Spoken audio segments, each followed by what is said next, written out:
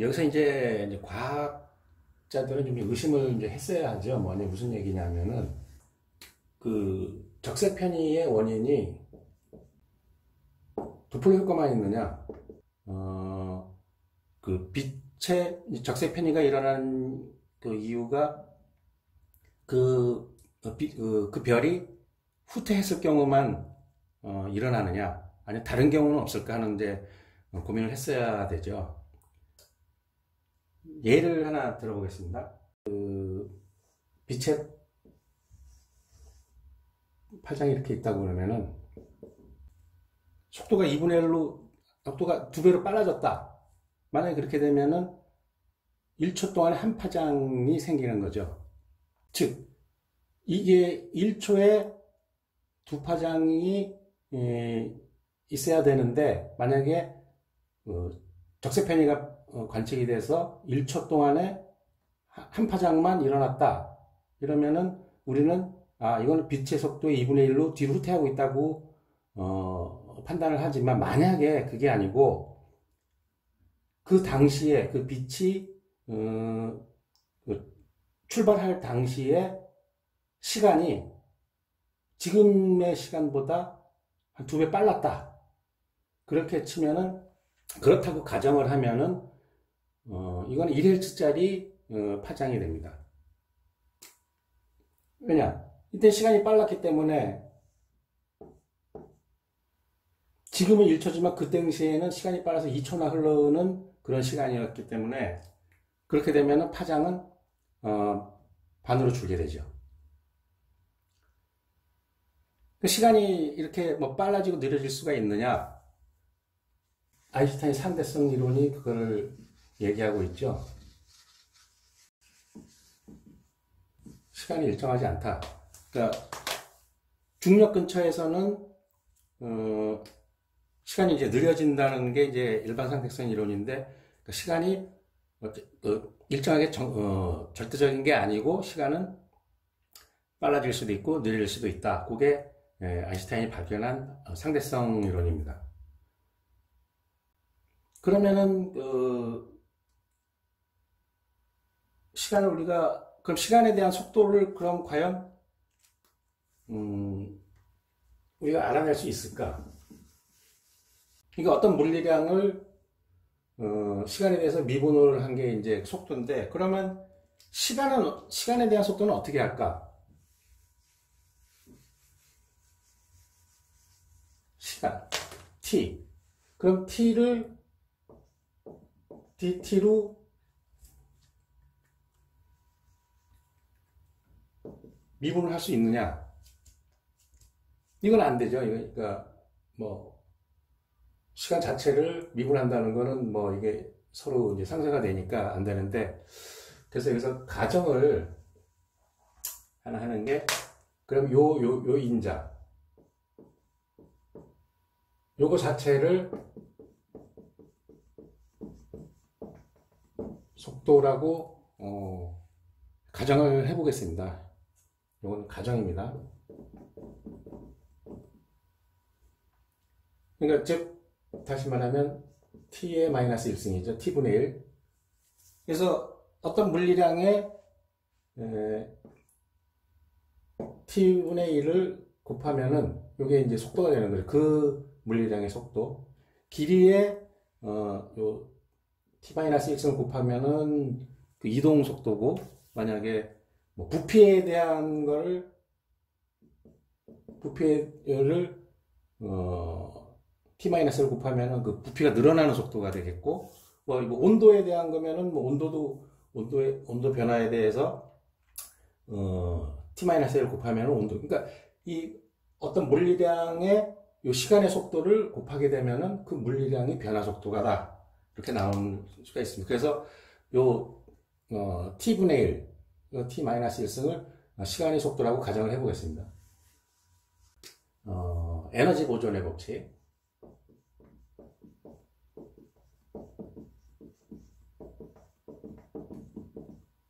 요거죠. 총 에너지, 그러니까 또 닫힌 개에서, 그러니까 외부로부터의 에너지가 들어오거나 또 외부로 나가는 에너지가 없는 그 닫힌 개에서 이 총 에너지는 그 닫힌 개 내부의 운동 에너지 제곱과 질량이 갖고 있는 질량 에너지 제곱의 합과 같다.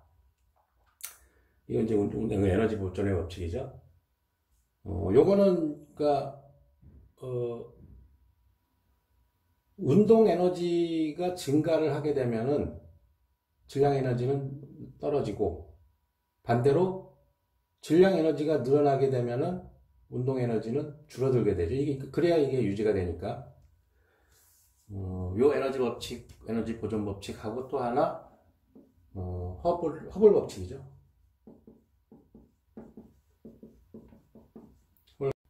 그 후퇴 속도는, 그 별의 후퇴 속도는 거리에 비례한다. 그러니까 거리가 길면 후퇴 속도도 늘어나고, 거리가 가까운 쪽에 있는 별은 후퇴 속도가 작다. 요, 이제, 거기 이제 허블 상수가 이제 들어가는데, 저는 이 허블 법칙 중에서 요 허블 상수, 요거 하나만 이용을 하겠습니다. 우주도, 어떤 우주의 외부 우주가 없듯이, 우주도, 우주 전체의 에너지는 변함이 없습니다. 그러니까, 우주 밖으로 나가는 에너지도 없을 거고, 당연히 우주 밖이라는 게 없으니까, 또 밖으로부터 들어오는 에너지도 없고, 그러니까 우주의 에너지는 일정하다. 우주라고 하니까 이제 U를 붙일게. 우주 에너지 제곱은 우주 전체의 운동 에너지 제곱과 우주 전체가 갖고 있는 질량 에너지 제곱의 합이 같다. 여기도 이제 우주 전체니까 U를 붙일게요. 복잡해지니까 요거를 그냥 저는 그 PU의 제곱 플러스 MU 제곱 이렇게 할게요. 이렇게 고칠게요. 계산이 복잡하니까 이렇게 이제 치환을 하겠습니다. 그래서 우주 전체 에너지 제곱은 우주가 갖고 있는 총 운동 에너지 제곱과 우주 전체에 갖고 있는 질량 에너지 제곱의 합과 같다. 여기서부터 출발을 하겠습니다. 그러면 그 우주 전체가 이제 그 운동 에너지가 늘어나게 되면은 질량 에너지는 줄어들고 우주 전체가 갖고 있는 질량이 늘어나게 되면 운동 에너지는 줄게 되겠죠. 그러면은 이 질량이 늘어날 때 이 운동 에너지 얼마나 줄어드는지 그 비율을 한번 보겠습니다. 그래서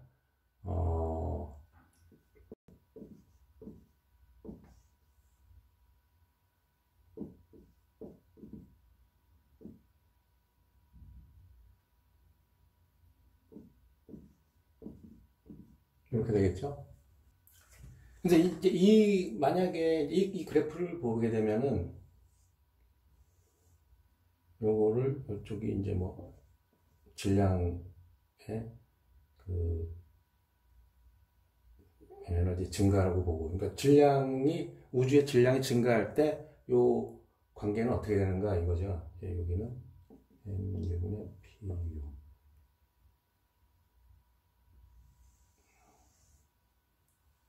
PU.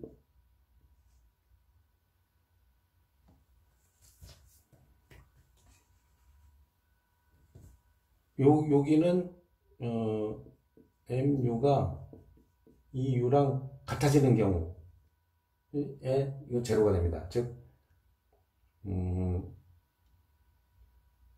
우주 전체의 에너지가 전부 그냥 질량 에너지로 바뀌었다. 운동 에너지는 다 없어지고 그럴 경우 이 비율은 0이 되고 반대로 우주의 질량이 하나도 없고 전부 운동 에너지로만 충만이 돼 있다. 그러면은 이거는 무한대로 발산이 되겠죠. 그래서 이런 그래프를 갔는데 이 그래프가 그러니까 이 두 에너지의 비, 요 두 에너지의 비를 어떻게 이제 볼 거냐인데, 이제 그거에 대해서 지금 이제 설명을 하겠습니다. 그러면은 우주가 갖고 있는 시간 속도와 어떤 관계가 있는지 이제 그게 이제 설명이 되겠습니다.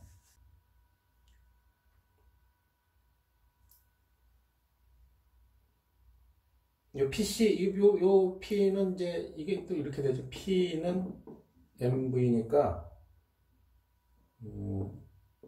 MC 제곱분의 MVC.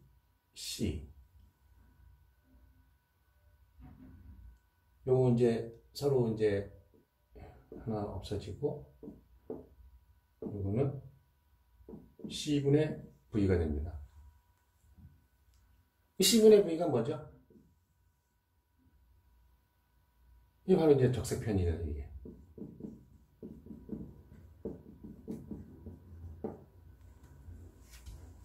즉, 그 우주가 갖고 있는 질량 에너지하고 운동 에너지 비율은 적색편이다. 이렇게 말씀드릴 수가 있겠어요. 즉 과거에, 그러니까 우주가 맨 처음에 생겼을 때는 아마 질량이라는 게 없었을 테니까 이게 0, 이게 즉 그러니까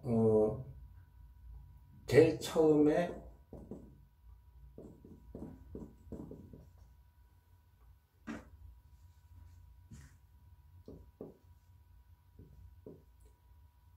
이게 0일 때, 우주 초기 막 생겼을 때 이게 0이었을 때는 어떻게 되나요? 이는 그냥 P가 되죠. 그리고 이게 0이니까 무한대가 되죠. 무한대. 요 때는 이게 무한대. 즉 적색편이 값이 무한대라는 얘기죠. 이제 초창기에는 거의 뭐 그 빛이라는 게 파장이 없다시피 하게 되는 거죠. 그러니까 무한대로 시간이 그렇게 빨리 흘렀으니까, 반대로 그러면은 앞으로 미래에 운동 에너지가 다 없어지고 질량 에너지만 남게 되면은 이렇게 되죠. 즉 이거는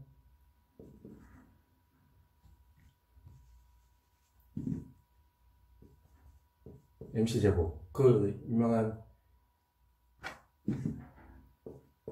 이렇게 제곱이 되는데, 즉 그래서 E는 다른 에너지가 있을 수가 없죠. 전부 질량으로 바뀌었기 때문에 이때는 운동 에너지는 하나도 없게 되고 오로지 질량만 있게 된 그런 상태가 되겠습니다. 그래서 저는 여기서 요 비율을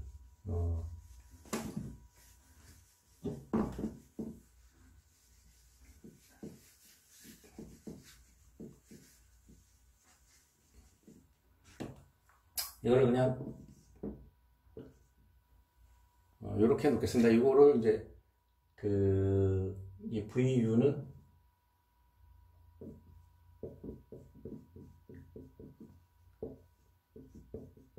시간 속도율, 우주가 갖고 있는 시간 속도율이라고 정의를 하겠습니다. 즉 우주가 갖고 있는 시간 속도율은 뭐냐? 바로 아까 얘기한 대로 C분의 V, 바로 적색편이다. 우주의 시간 속도율은 적색편이다. 그 당시에 적색편을 말하게 되는 겁니다. 그러니까 과거에 이게 컸을 때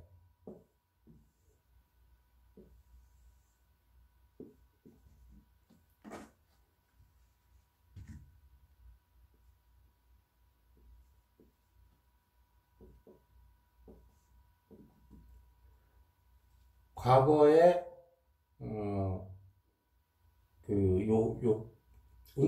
우주가 갖고 있는 운동 에너지가 컸을 경우에는 이 시간 속도율이 굉장히 컸기 때문에 시간이 굉장히 빨리 흘렀다는 얘기죠. 무지하게 빨리 흘렀고, 이 운동 에너지가 질량 에너지로 바뀌면서 바뀌면서 시간 속도율은 점점 떨어지고 이제 나중에 여기 같아질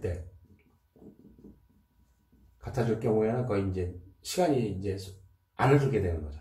시간이 정지하게 되고, 과거로 갈수록 시간은 굉장히 빨리 흘렀다. 무한대로 흘렀다. 그렇게 볼 수가 있겠습니다.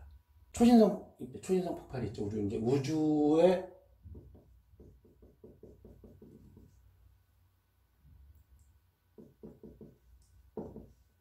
초신성은 별이 아니고, 뭐, 별이 이제 거의 죽는 단계에서 폭발을 하는 게 관측된 거니까,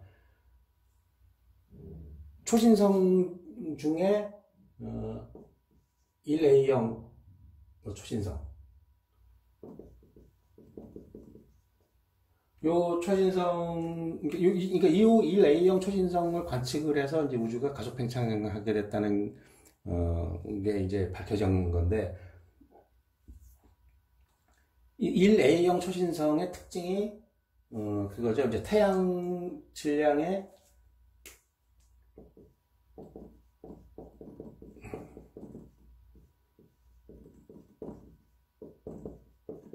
1.44배 되는 별이 폭발을 하게 되는 건데, 그래서 별의 그 밝기가 이제 균일하다는 거죠. 근데 그걸 이용해 가지고 요걸 이제 표준 촉불로 이용을 하죠. 거리를 측정하는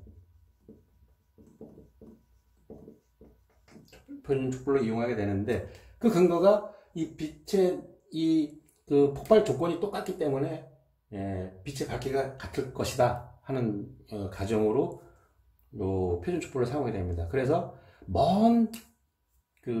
멀리 있는 초신성의 광도 곡선이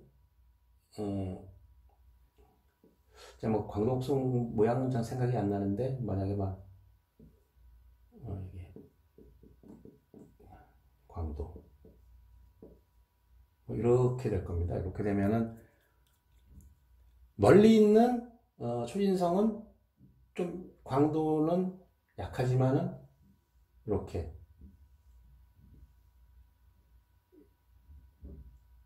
그 광도 폭이 점점 줄어들죠. 멀리 갈수록.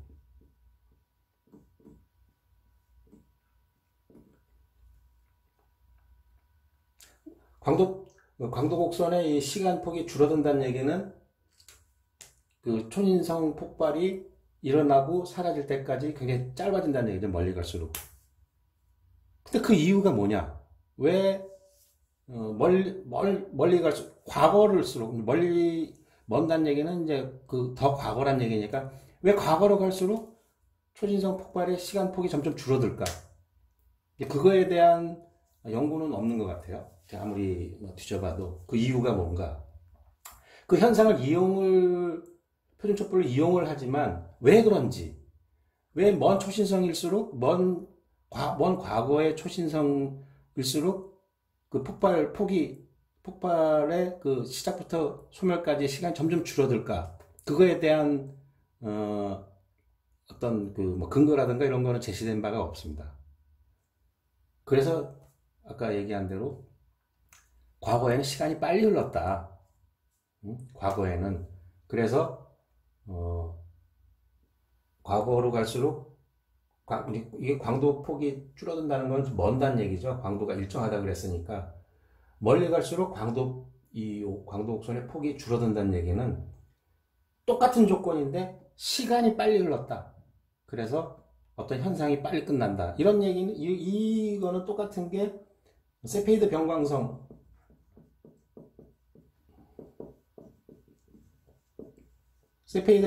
변광주기. 세페이드 변광성의 변광주기도 똑같이 먼 세페이드 변광성일수록 변광주기가 짧아진다. 이것도 그 어떤 그 원인에 대한 얘기는 없죠. 그냥 이용만 하지. 그래서 이것도 마찬가지로 먼 세페이드 변광성일수록 변광주기가 짧았다는 얘기는 그만큼 그때는 시간이 빨리 흘렀다는 얘기입니다. 이런 예는 굉장히 많습니다. 이제 듣다 보면은 얼마 전에 뉴스 기사에 나온 거는 과거에는 뭐 별들이 탄생하는 시기가 주기가 굉장히 빨랐다는 그 관측이 된 게 있는데, 마찬가지로 과거에는 시간이 빨리 흘렀기 때문에 이런 어떤 모든 물리적인 현상의 주기가 굉장히, 지금에 관측했을 때 보면 굉장히 빠르다. 지금과 비교했을 때. 그걸 토대로 과거에는 시간이 빨랐다고 하는 예상이, 그런 예상을 할 수 있게 되는 거죠. 과연 암흑 에너지가 뭘까?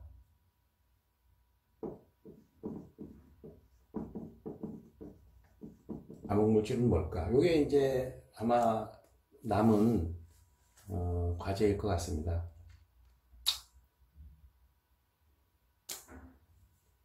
우주의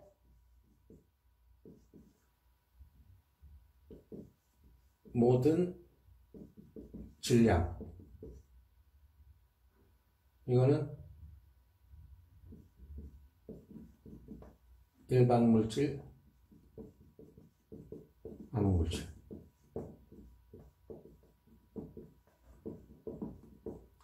모든 물질, 우리가 알고 있는 모든 물질과 암흑 물질의 합, 이 모든 우주의 질량이라고 하면은 그 나머지가 이제 암흑 에너지라는 거잖아요.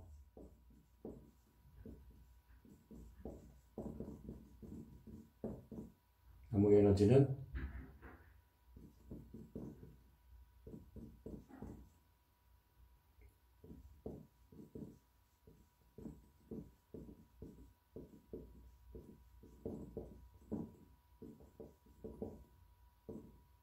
근데 이 양이 지금 우리가 밝혀진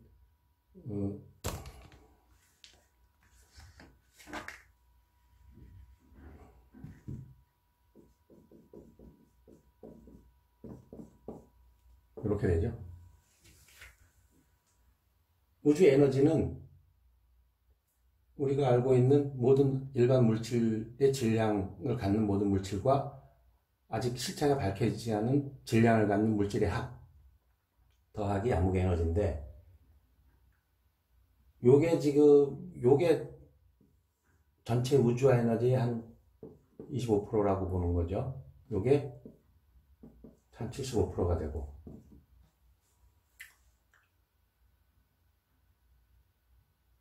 이렇게 보면은 아까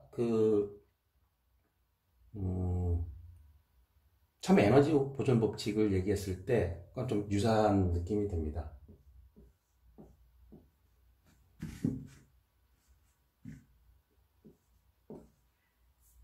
우주 전체 에너지의 제곱은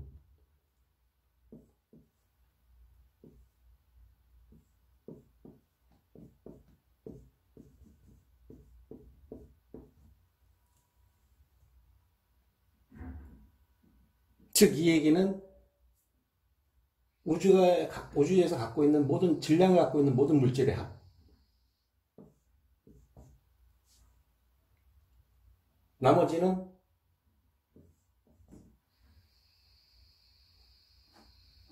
즉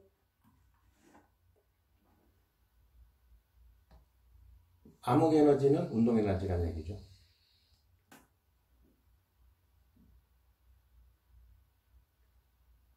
우주의 운동 에너지, 우주 전체의 운동 에너지는 즉 암흑 에너지다. 그렇게 유추가 가능합니다.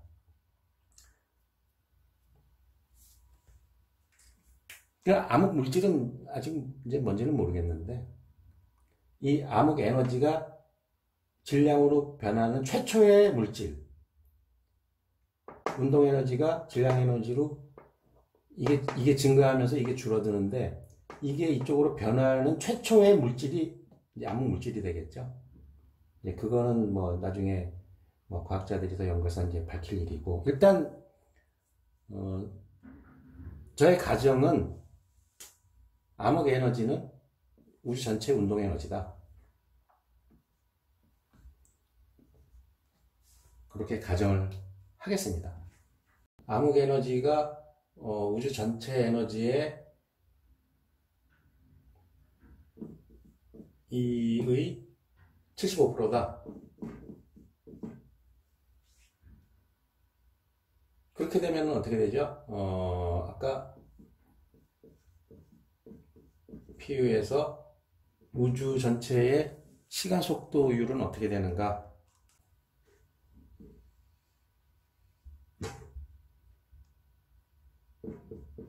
4분의 1. 0.25는 4분의 1이니까 루트 15가 되겠죠? 루트 15. 그러니까 현재의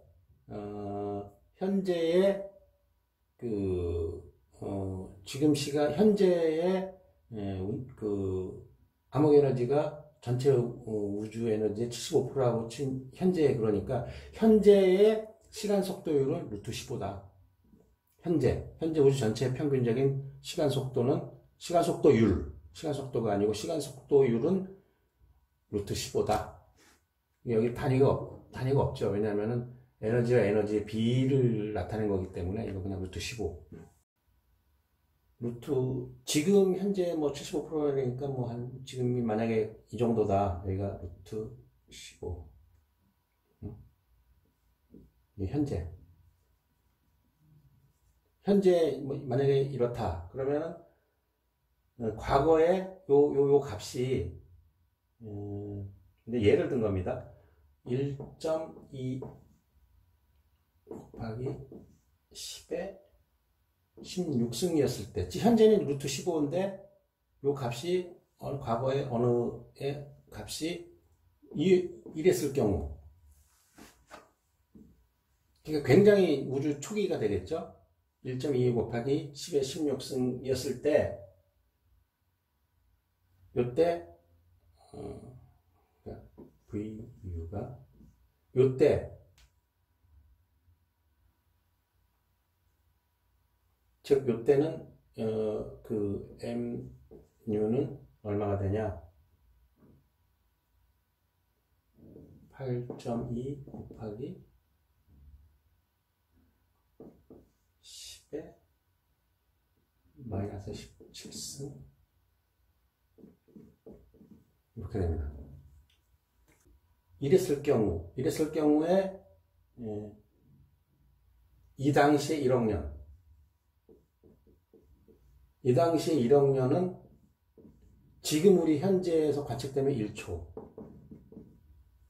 지금 현재 1초 동안 딱 관측되는 시간이 이 우주 초창기, 그러니까 먼 우주, 굉장히 먼 과거 얘기죠. 굉장히 먼 관측이 됐는데, 그게 이런 시간 속도율을 갖는 어떤 천체가 관측됐다.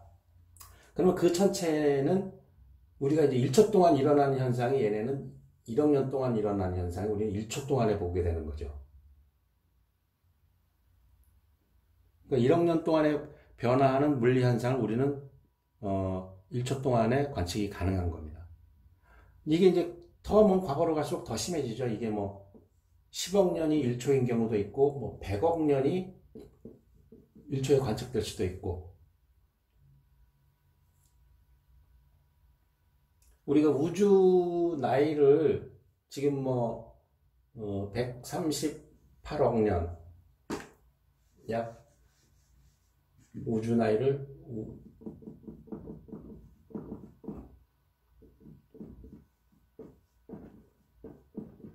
138억 년이라고 하는데, 이거는 지금 현재의 시간 속도로 얘기했을 때 이렇게 계산이 가능할지 모르겠지만, 실제로는 이때는 거의 우주의 시간 속도가 거의 무한대에 가깝기 때문에 138억 년이 아니라 거의 무한대에 가깝다고 보는데, 우주 나이가.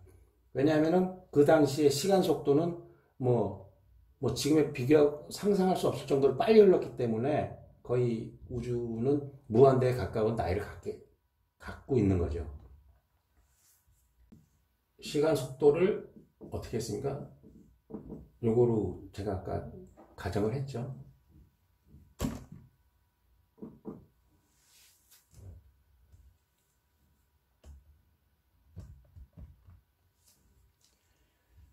즉 이제 t분의 1로 얘기해도 되고, 어쨌든 그럼 현재 우리가 알 수 있는 물리량 중에 이런 단위를 갖고 있는 물리량이 있는가? 즉 시간 속도를 나타낼 수 있는 물리량이 있는가? 예를 들면 뭐 시속 100km 속도가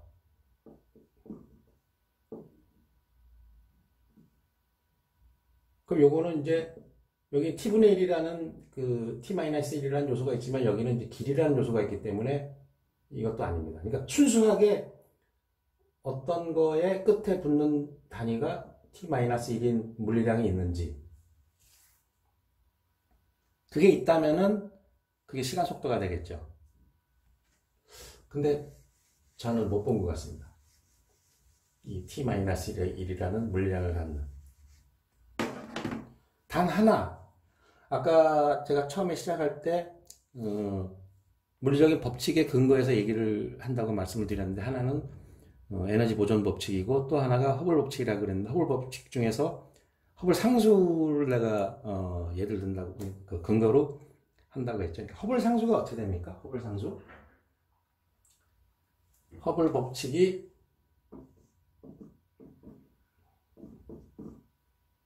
요 R은 이 후퇴라는 뜻이죠. 후퇴.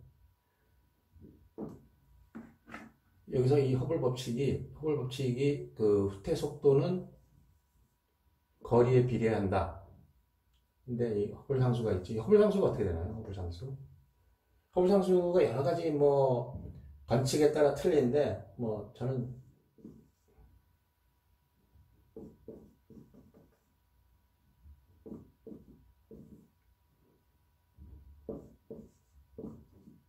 이거로 할게요. 요 단위를 보면은 이거 메가파섹은 길이 단위죠, 길이. 이거 킬로미터로 환산할 수 있습니다. 이거 지워지고 딱 허블 상수가 요 S분의 1, 즉 T-1의 차원을 갖는 유일한 물리량인 것 같아요, 보니까. 즉 무슨 얘기냐 하면은 허블이 발견한 허블 상수는 다른 게 아니고 현재 우주의 시간 속도를 찾아낸 겁니다. 허블이. 현재 우주는 이러한 시간 속도를 가지고 있다. 평균적으로. 즉 우주에 여러 가지 막 질량을 갖는 별들도 있고 뭐 항성, 행성 모든 게 다 있고 암흑 물질도 있고 이것들이 갖는 모든 물질이 갖는 평균 시간 속도가 68 km/s per megaparsec 이란 얘기죠.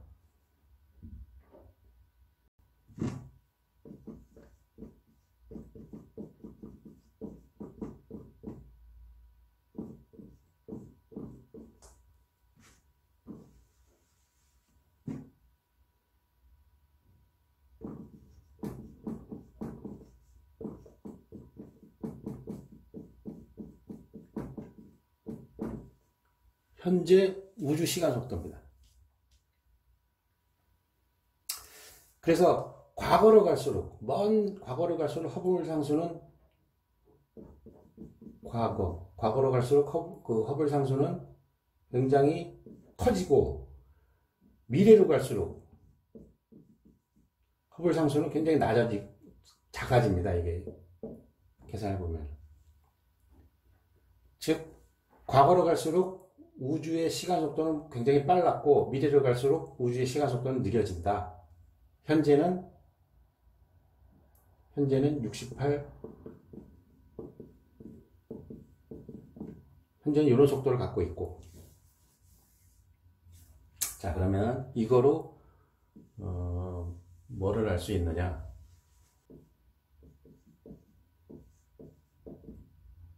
요거는 아까 계산했을 때 이렇게 됐죠. 그러니까 그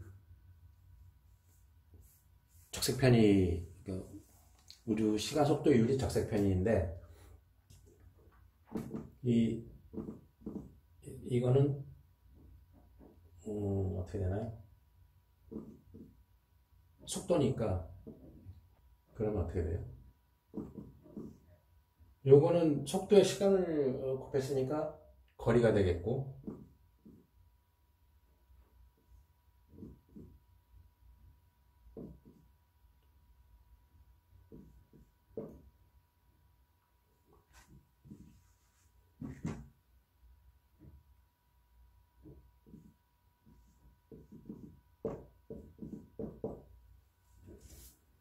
t-1이라는 형태의 시간 속도의 형태가 됩니다. 근데 이거는 시간 속도는 아니고, 아까 말했듯이, 또 에너지 B이기 때문에,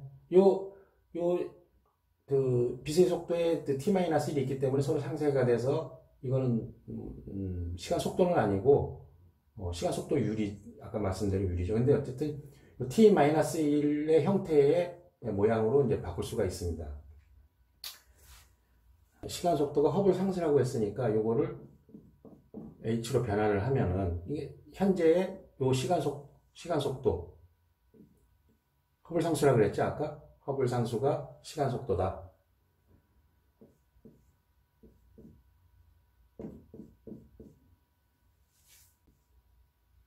이제 요 거리를 구하는 거죠. c를 넘기면은 v h 곱하기 c는 x가 되죠.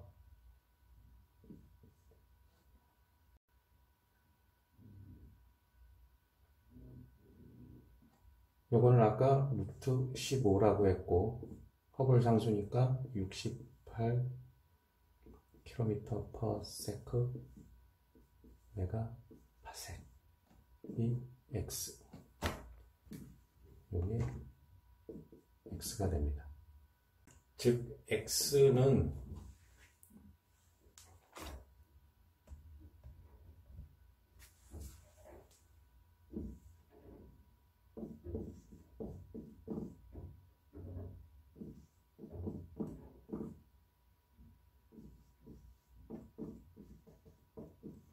이렇게 됐는데 요거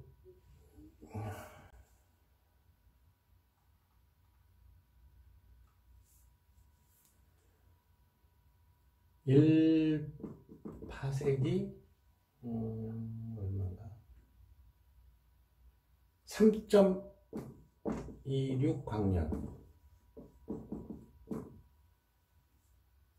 메가파섹이니까 100만 배가 되겠죠?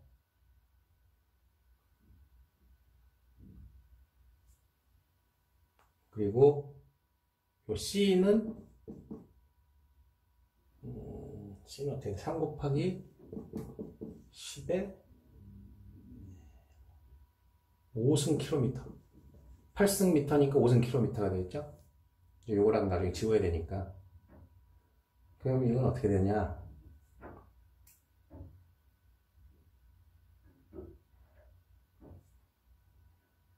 그 다음에 여기 또 1광년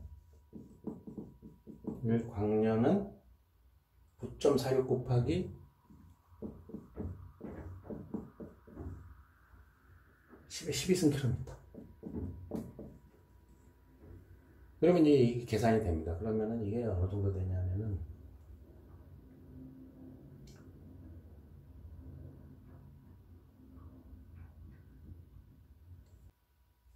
이거는 545억 광년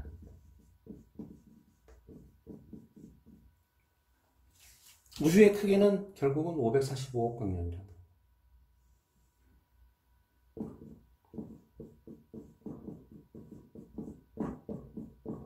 근데 이게 반지름인지 직경인지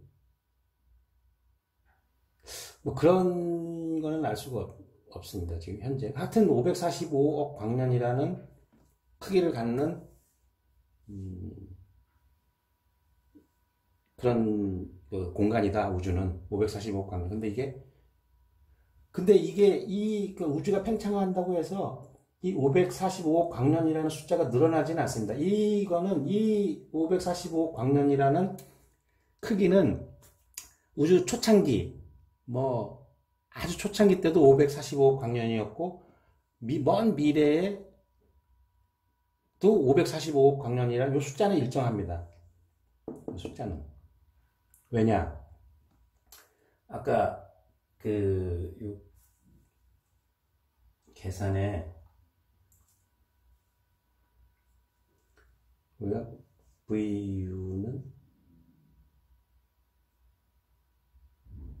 어떻게 했죠?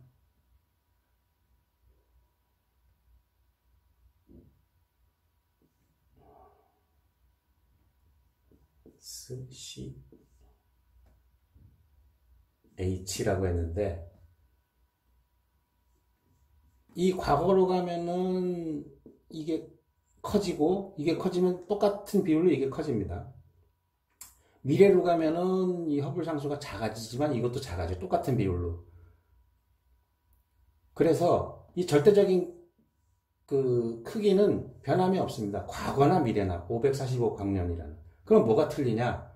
상대적인 크기, 비교적인 크기가 틀리죠. 535억 광년이라는 크기는 일정하지만 아주 옛날에 545억 광년은 지금하고 비교했을 때 굉장히 작았다. 아까 예를 든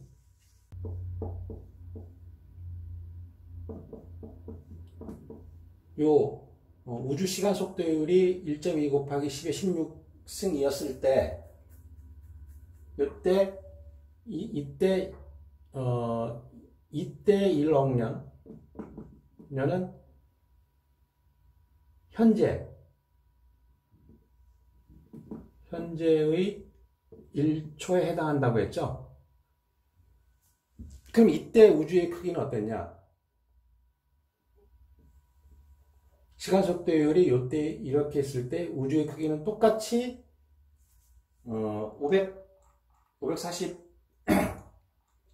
545억 광년이지만 똑같이 545억 광년이지만 현재 우주하고 비교했을 때는 크기가 얼마나 되느냐? 요 크기를 대입하면 되겠죠. 아까 우리 현재는 요게 루트 아까 15로 대입했지만은 이때는 요거를 하게 되면은 우주의 크기는 1.7 곱하기 10의 8승 km 밖에 안 돼요. 지금 우주에 비교했을 때. 이렇게, 그러니까 과거는 비교하면은 이렇게 요 당시에는 우주 크기가 요만큼 밖에 안 됐다. 지금하고 비교했을 때. 그렇지만 이때도 실제로 그 당시에 사람들이 계산해서 측정하면은 545억 광년이다. 똑같이. 다 뭐가 틀리냐? 이 시간이 이렇게 그때는 빨리 흘렀다. 그 얘기가 되겠습니다. 그러니까 우주는 545억 광년이라는 크기는 일정한 변함이 없지만 그 상대적인 크기가 점점 늘어난다는 거죠.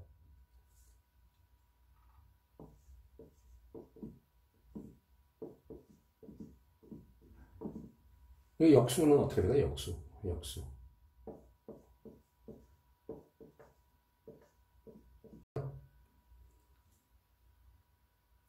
근데 이 그래프는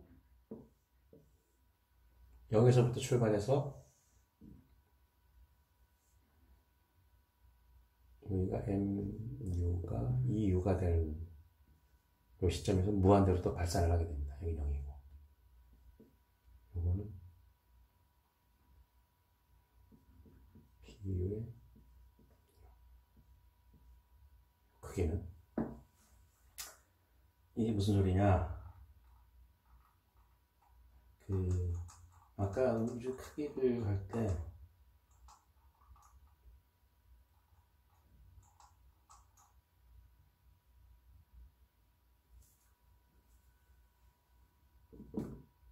요게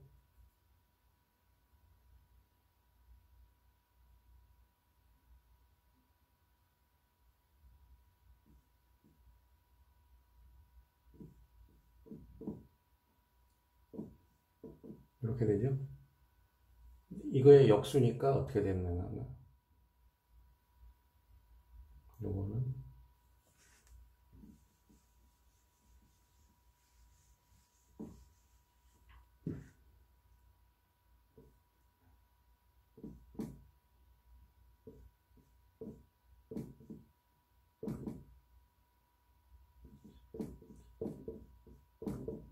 ct 곱하기 x 마이너스 1. 거리, 그, 시간 속도율처럼 이거는 거리율이 되죠. 거리율. 거리율. 이거의 역수. 이렇게 되니까. 그럼 이거를 저는 이제 du라고 놓을게요. du.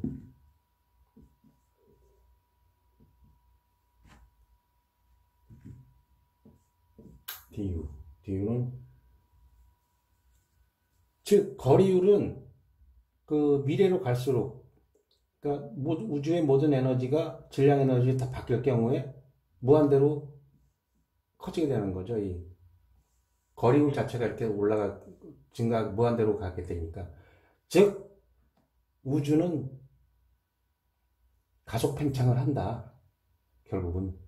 가속 팽창하는 곡선을 갖고 있잖아요. 즉, 우주는 이래서 가속 팽창할 수밖에 없는, 상황입니다. 즉, 이 모든 게 다, 에너지 보존의 법칙에서, 다 도출이 된 거죠.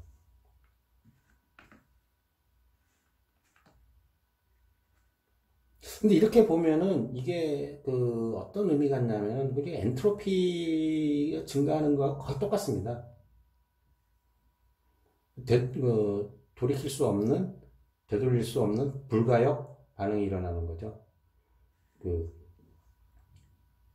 운동 에너지가 질량 에너지로 바뀌는 거는 이거는 즉 엔트로피의 증가가 똑같다.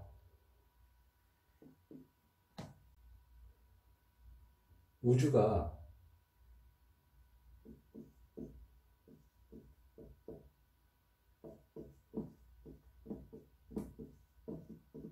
여기서 시작했는데 처음에는 우주 시작은 이게 이제 제로였겠죠. 이게 제로였는데 맨 처음 암흑 물질이 생기면서 이제 이게 다 차츰 이제 질량을 갖는 물질로 증가하겠지만은 최초에는 이게 0이었습니다. 그래서 이때는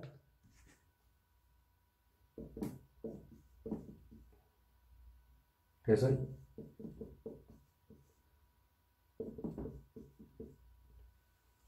그냥 운동 에너지로만 충만돼 있는 거죠. 우주는 초창기에 크기는 없고 왜 이게 제로니까 그냥 운동 에너지만 있는 상태가 되죠. 근데 이게 나중에 과거에는 앞으로 미래는 어떻게 되냐? 모든 요거는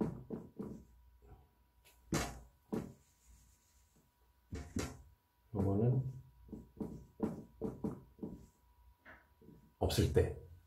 그럼 앞으로 미래는 어떻게 되느냐?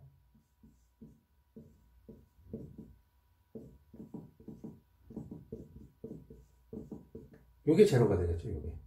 근데 다 물질화 되면은 이 제로가 돼요. 그러면은, 여기서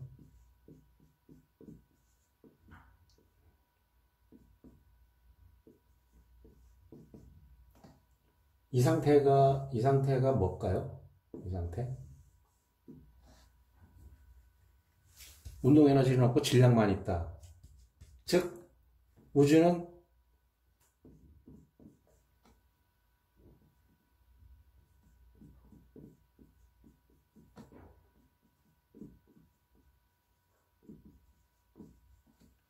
단일 블랙홀로 될 수밖에 없습니다. 결국은.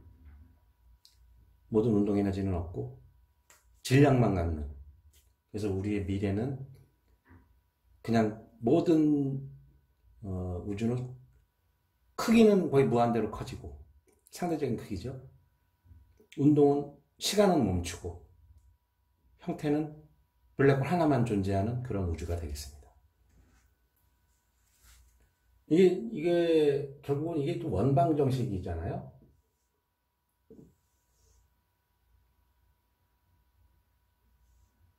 요 반지름이 2이고 요게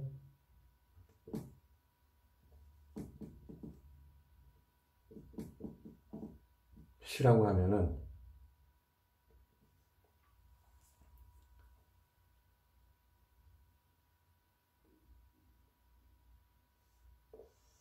요 직각삼각형을 이루는 이 반지름이 2인 원방정식이 되기 때문에 이게 지금 우주 초기에는 이게 제로일 경우는 그냥 요게 되겠고, 요게 이제 점점 이렇게 바뀌는 겁니다. 이게 생기면서 현재가 지금 한 요런 상태가 되겠죠. 이 중간 어디 PC. 근데 이게 나중에 어떻게 되겠습니까? 이게 점점 이렇게 가가지고 나중에는 여기에 올 때 PC가 제로일 경우 전부 질량 에너지 바뀌는 경우, 이게 아까 얘기한 우주의 종말, 단일 블랙홀로 바뀌는 경우인데, 어차피 원 방정식이라는 게 돌아가기 때문에 다시 이쪽으로 가진 또 않을까. 그럼 또 다른 우주가 또 생기는 거죠. 그러니까 결국은 아까 여기가 요가 2가 되는. 근데 이 곡선 자체도 사실은 이렇게 꺾어지죠. 여기 이렇게 계속 반복됩니다. 이 에너지 보존 법칙이라는 것 자체가 계속 이게 원방정식이기 때문에 그냥 돌아가는 거죠. 여기서 그러니까 우리의 과거가 또 어느 시점에서 바뀌어가지고 시작된 걸 수도 있다. 또 우리의 미래는 여기서 끝나는 게 아니고 또 다른 우주가 또 시작이 되는 거죠. 이게 상이 바뀌면서 결국은 무한 반복이 되는 우주를 우리가 상상할 수 있겠습니다.